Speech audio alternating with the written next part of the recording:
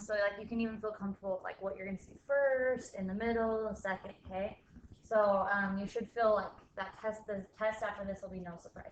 So given something like this, a function, find f of 0, find f of x is equal to 3, they're different.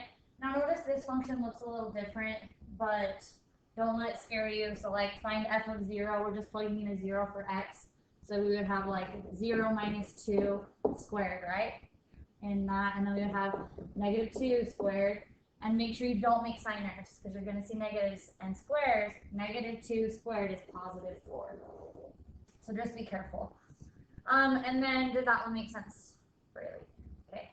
And then with this one, f of x is equal to 3. This one's going to be the hardest one on this one because you're plugging in 3 for f of x. So 3 is equal to x minus 2 squared. And then this is quadratic, right? And we know how to solve quadratics. But notice this is in a different form that we haven't really practiced. So there's actually a easier way to solve this one. I'm not going to teach you something new. So right now, we're going to learn later. But just know what you need to do is rewrite this as x minus 2 times x minus 2. And then double distribute. So you'd have x squared minus 2x. And then minus 2x, and then negative 2 times negative 2 is positive 4, right? So then you have x squared minus 4x. Make sure you don't say that those cancel out because they won't. They won't ever cancel out. So if you think they cancel out, you've made a sign error somewhere. So minus 4x plus 4.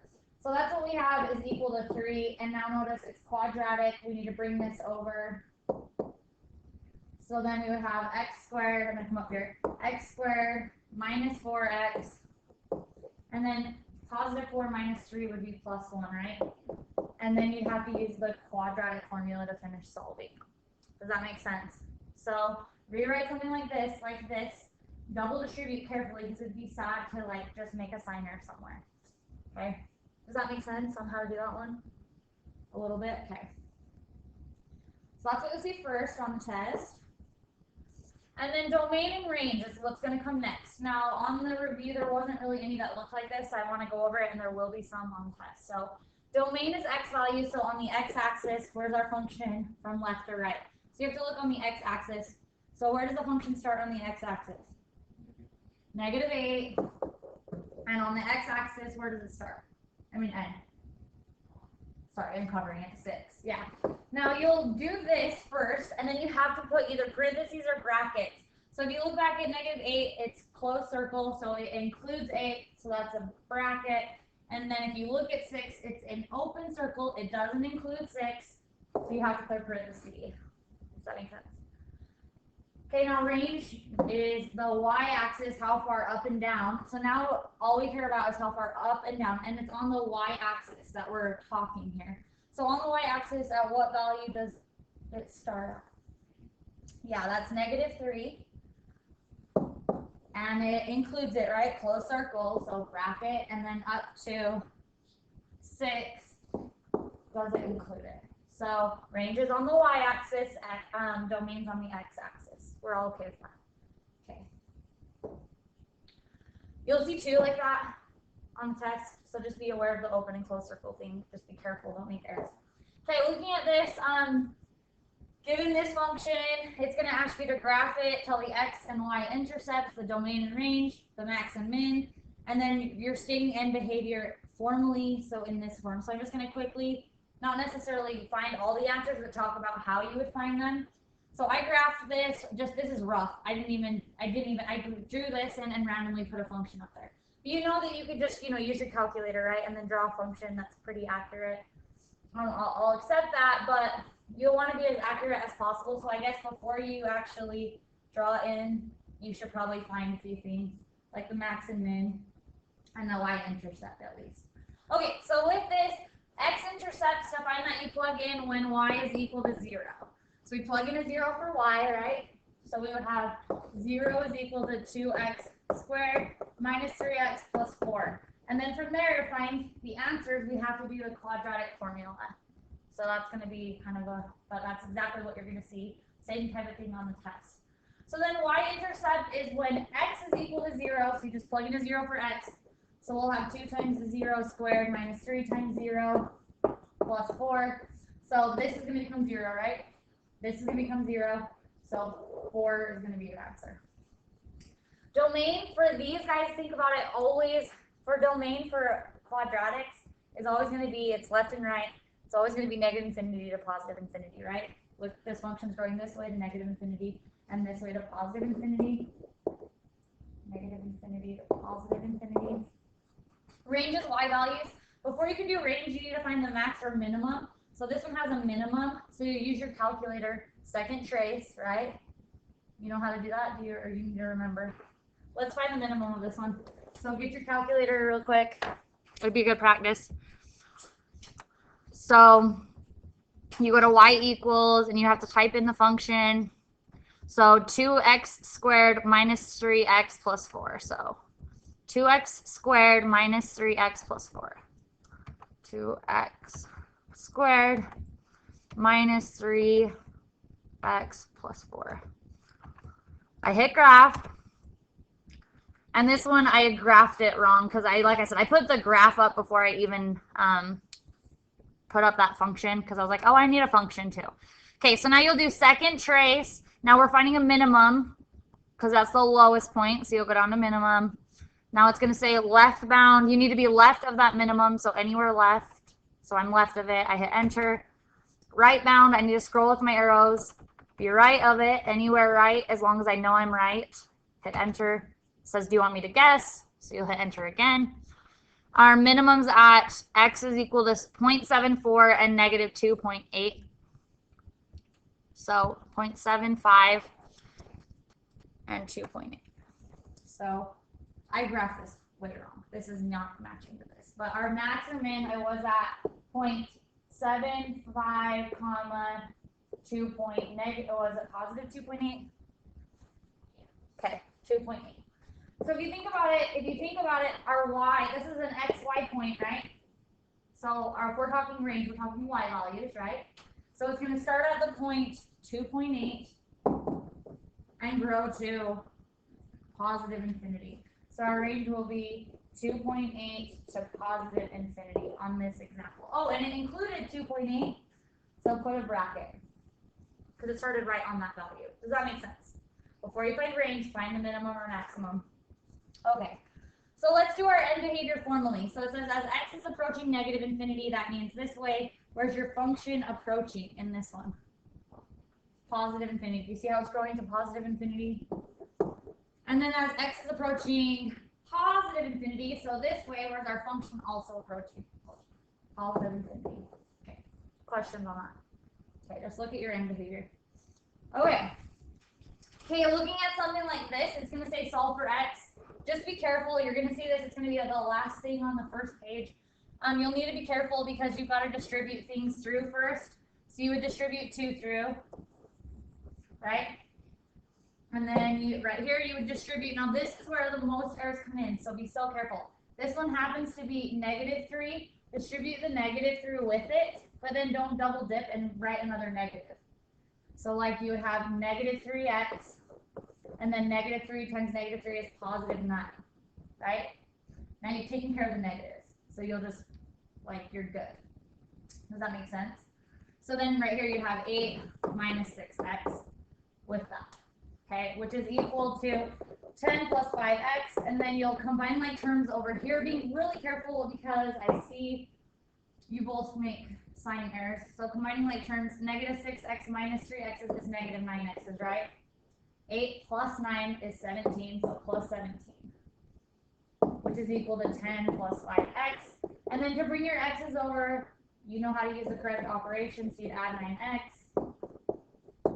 and so on. You know what I mean? Get x alone. Do you need me to finish that one, or do you feel pretty confident? Yeah, let's finish it. So that adds up to be 0. So that's where you can check your inverses, right? That adds up to be 0. So over here you have 17 is equal to, and you have 10.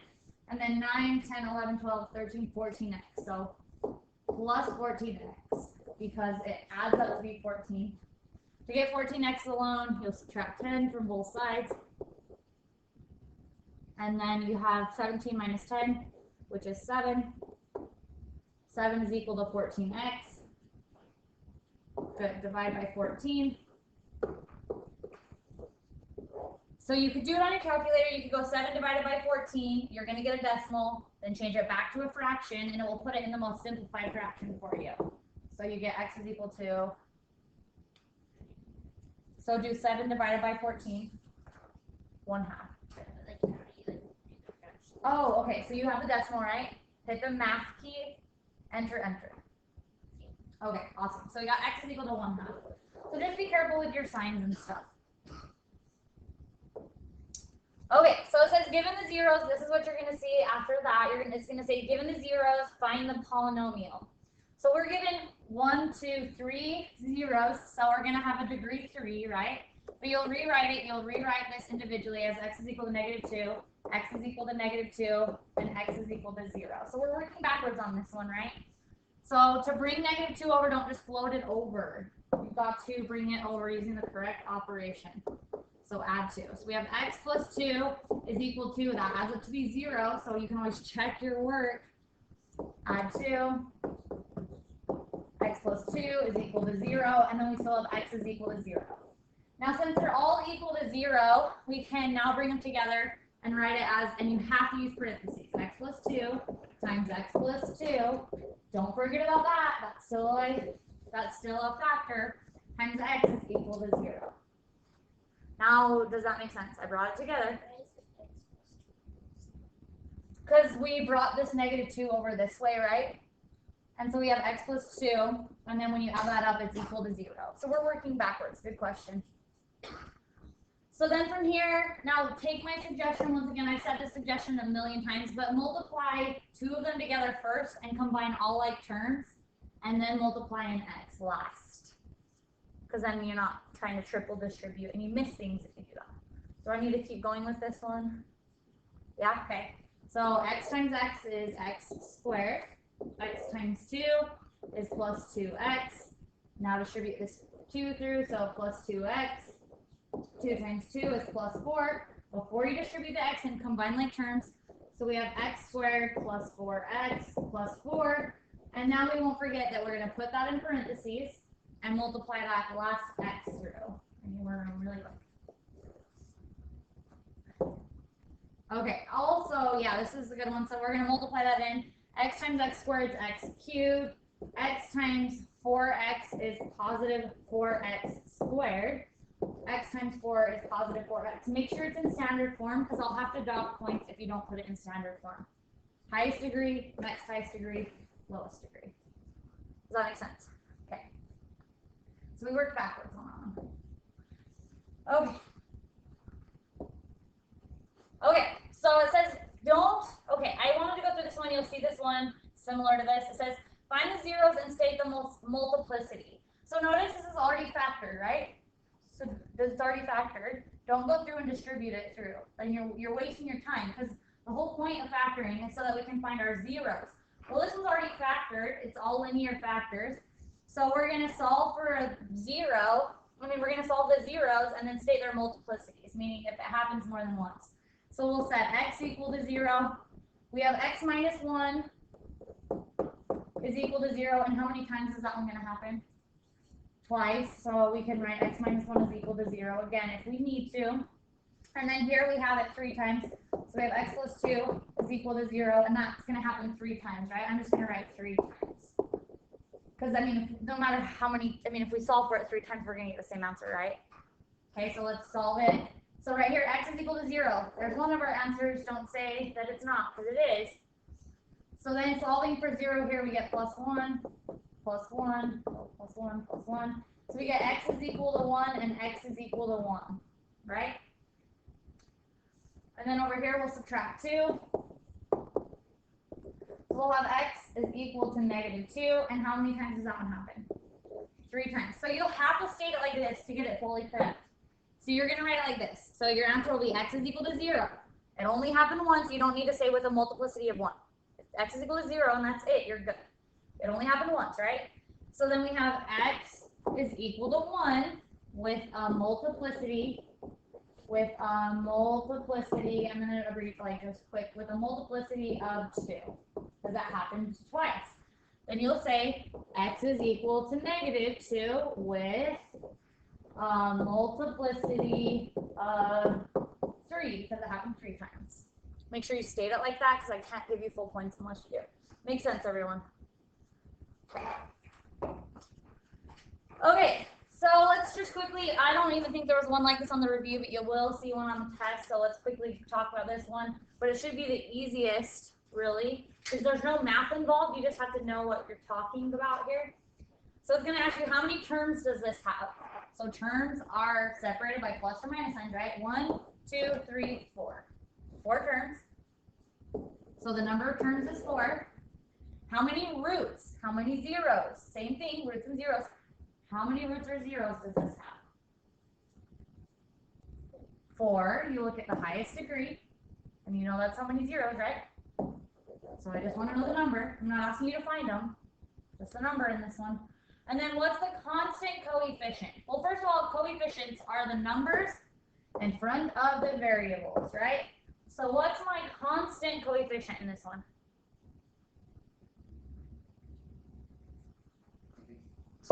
+3. So if you write 3, that's what I would expect. But if it was negative, make sure you write -3. Does that make sense? Because that's our constant. It's the number of how many it's repeated. No. So like constant coefficient means there's no variable with it. So the coefficient in front of x to the 4th is 2.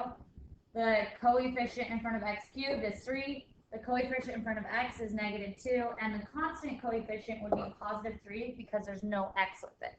That's what a constant coefficient is. So in something like this, 2x squared minus 4, our constant coefficient is -4 because it doesn't have a variable. Does that make sense? So if there wasn't one, you'd say no constant coefficient.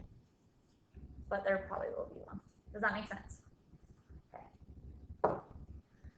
Okay, so looking at this one, you'll be given something in this form. You'll be asked to find the y-intercept and the x-intercept.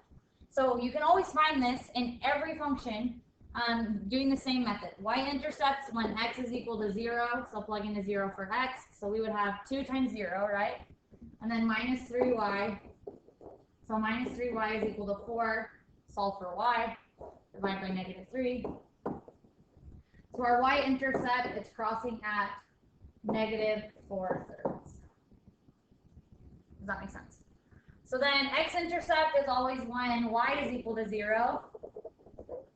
So in this one, we're plugging in a 0 for y this time. So we'll have 2x and then -3 times 0. So 0, which is equal to 4. And then divide both sides by 2 to solve for x. So x is equal to 2. So once again, for the y-intercept, just plug in a 0 for x. For the x-intercept, plug in a 0 for y. Yes? On the bottom one, because it's -3. Yeah, because if you think about it, if you take 4 and divide it by -3, we only have one negative, right? So you're going to get a negative answer. And if you put the negative with the 4, and you do -4 divided by 3, you're going to get that same exact answer. So you can put the negative in like on a test. If it was multiple choice or on an ACT, they'd write it in front. Because if it's underneath, it's technically just out in front. Does that make sense? Yeah, good question. I would accept this as an answer. Just keep in mind, like, if it was multiple choice, which this test has no multiple choice. But, yeah. Good question. Okay, so let's look at something like this, because we haven't practiced these in a while, and you really might run into something that looks like this. So it says solve for x. So notice over here on the left, we have a fraction with an x involved. Over here on the right, we have a fraction with an x involved. Now notice x isn't in the denominator of the fraction. But once again, there's many different ways of solving this one. But since there's a fraction on this side and a fraction on this side, I would take care of fractions by cross multiplication. So I would multiply both sides by 3. So multiply both sides by 3. But then don't double dip, because over here on the left, it would divide out, right? Does that make sense? And then I would multiply both sides by 2. So I'm going to multiply both sides by 2. But then don't double dip, because over here it divides out. So now be careful, because we have 2 times 4 times all that stuff. So I would do 2 times 4, which is 8, right? 8 times x plus 1, which is equal to, and then don't make the error of only multiplying 3 through the part of this. It's 3 multiplied to that entire side. So we've got to distribute it through. So 3 times 5 is 15, and then 3 times negative 2x is negative 6x. And then over here, then you'll distribute 8 through, so you'll have 8x plus 8, which is equal to 15 minus 6x, and then you'll combine your x's by adding 6x both sides. Now, if you had two positives, you know how to get rid of and positive, you subtract, right? So just make sure you use the correct operation, and then you continue to solve here, because that would add up to be 0. So then you'd have just the x's over here, and you could keep going. You know how to solve, right? We're good with that? Okay. Last few. So it says factor and find the root. So this will be the last part of the test, and it'll be the very last thing you see on the test. So it says factor and find the roots.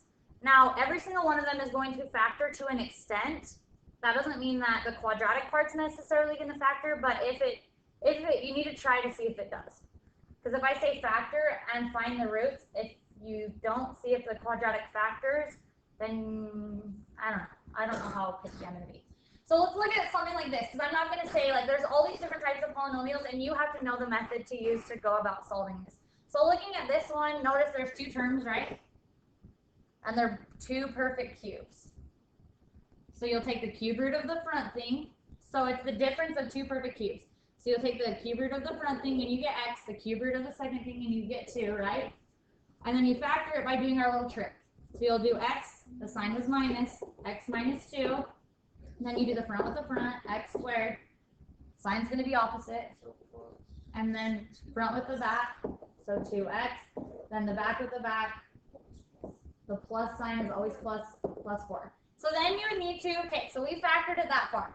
Now, once again, I would check to make sure that this doesn't factor any further. I don't know how picky I'm going to be, though. If you factor it that far, I'm probably good, because you can use the most of you are finishing this one by the quadratic formula, which I'm actually fine with. So if you factor it this far, you have to get that as part of your answer. But then you'll set each of those equal to 0. So x minus 2 is equal to 0. You'll set that equal to 0. And then you'll solve each one. So this one's easy, right? 2, x is equal to 2. And this one you'll use the quadratic formula. Or if it factors, factoring, it's up to you. When you, there will be, if you use the quadratic formula, you'll get 2 answers, because in the quadratic formula there's plus and minus, right? And if you solve by factoring, you'll always get 2 answers. Yeah. So either way, you'll get 2 answers. Now notice we aren't missing the x, so I think I see what you're saying. If we were missing the x, then we can just get x squared alone, right? And then take the square root and not forget the plus and minus. But there are, with something like this, you'll have a middle term. So you'll have to do the quadratic formula.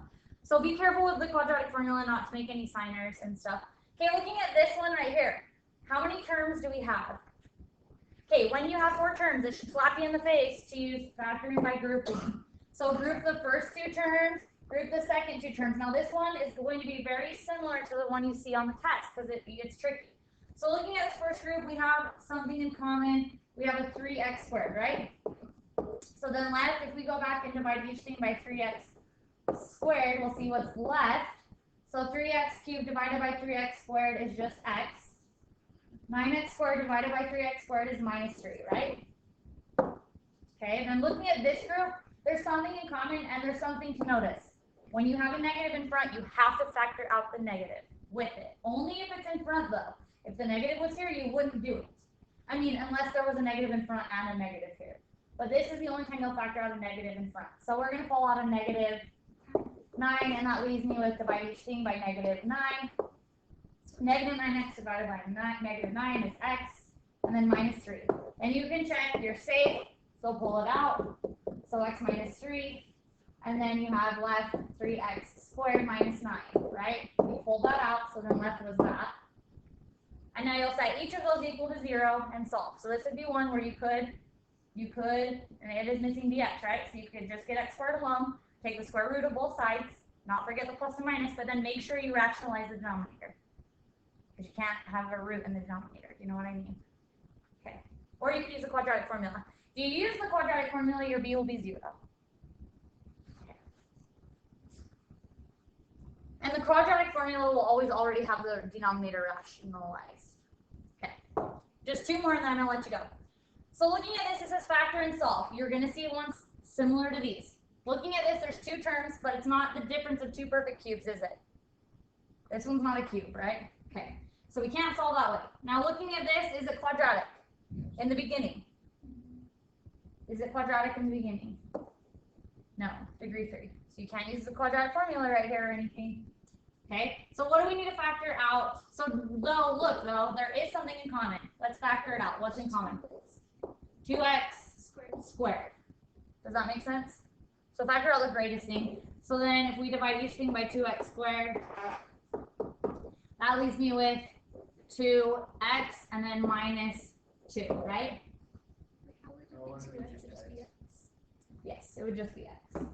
Yeah, so x minus 2. Now look, we can set each of those equal to 0. So 2x squared is equal to 0. X minus 2 is equal to 0. And then in each case, solve for x, right? So we'll get 0 twice here, right? Divide by 2. Divide both sides by 2. 2 of x squared is equal to 0. Square root both sides. You have two zeros, right?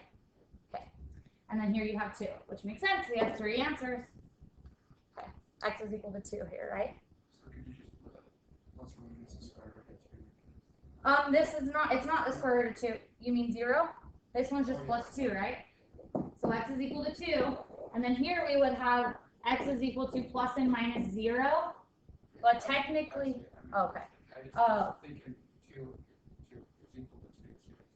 Right. Okay, gotcha. Yeah. Okay, gotcha. I see what you're saying. Yeah, before you, good point. That's a good point to make. Before you can square root it, divide by 2 first, because you have to isolate x squared completely. Good. I'm glad you actually said that. Does that make sense to everybody? So there would be 2 zeros. Right. So plus and minus 0 is just 0, right? So if you wrote x is equal to 0, x is equal to 0, and x is equal to 2, you'd be right on. Okay. Looking at this one over here, last one. We have 3x cubed plus 2x squared minus 3x.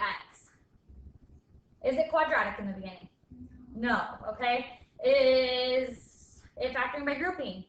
No, not 4 terms. But there is something in common. What's in common? So factor out an x, divide each thing by x, and write what's left inside. So that would be 3x squared plus 2x minus 3, and then set each of those equal to 0. So we have x is equal to 0, we have that is equal to 0, and this is quadratic. You have to use the quadratic formula.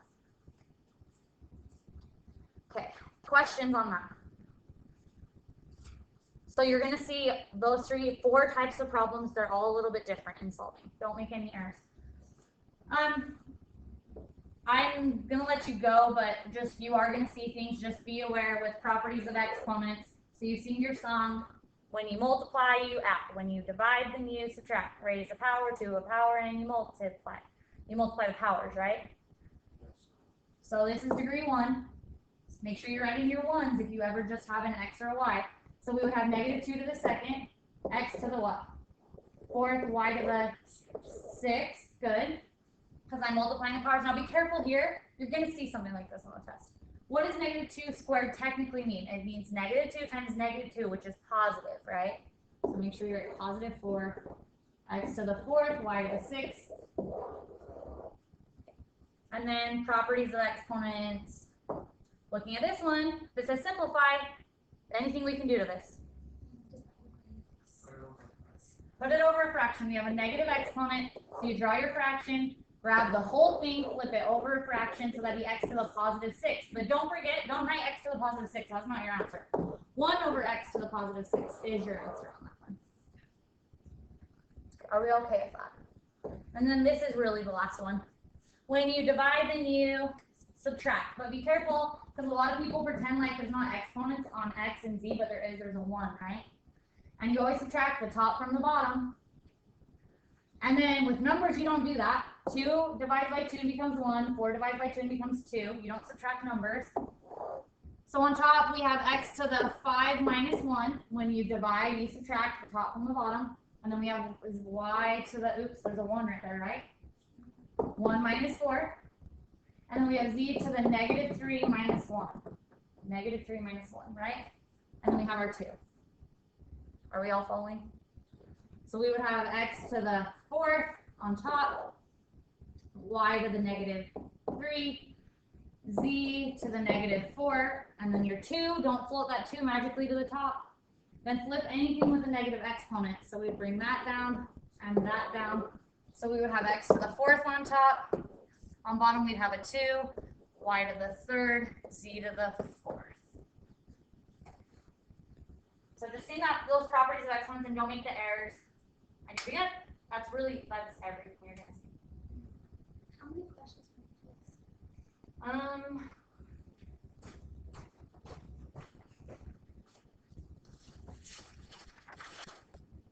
16 around. But there should be plenty of time because some of them are just quick. When can last 10 minutes? Like your reviews, just during class, like after you take class or whatever. Do you have any questions on the reviews? If not, you're good.